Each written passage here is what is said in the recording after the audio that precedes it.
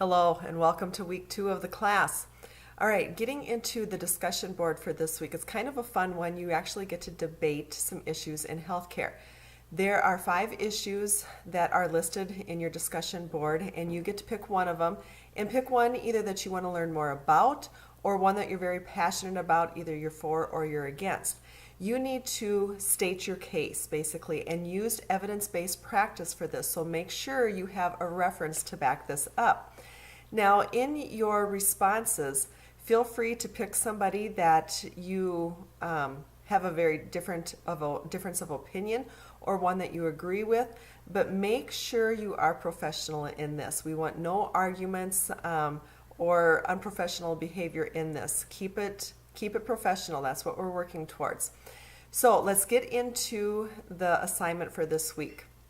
Now, you're going to be writing a paper, and the paper needs to be anywhere between 1,000 words and 1,700 words. So really try to write concisely, to stick within that. Sometimes students think if they go over the words, that's just fine because they're covering the content.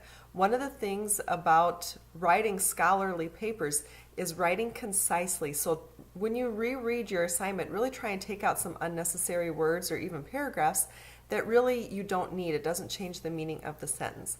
So let's get into the assignment. I'm just going to refer to my notes for this here.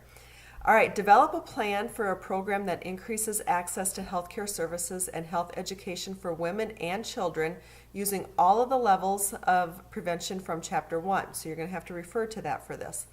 Describe the services in relation to the levels of healthcare.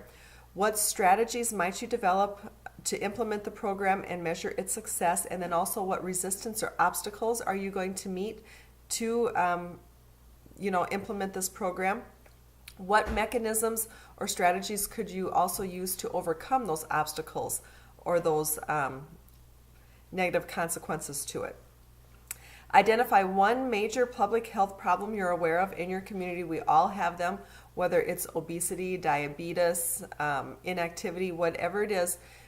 Take a real hard look at your community and what issues do you see in that community.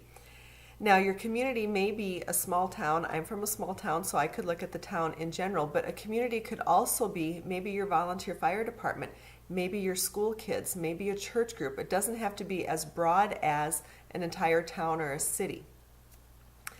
Using the Minnesota Intervention Wheel or the Population Health Nursing Interventions from Chapter 1, explain how nursing could intervene. What could we do in a home setting? How can we help them in their home to get them on the track of healthy behaviors?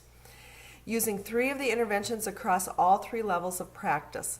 And then finally, complete the Chapter 12 case study. If you have any questions, please reach out to me. Email is always best, but if you need to text me, if you just have a real quick question, my number is 605-214-0263. Just let me know who you are and what class you're in, because I do teach several different classes. Have a great week.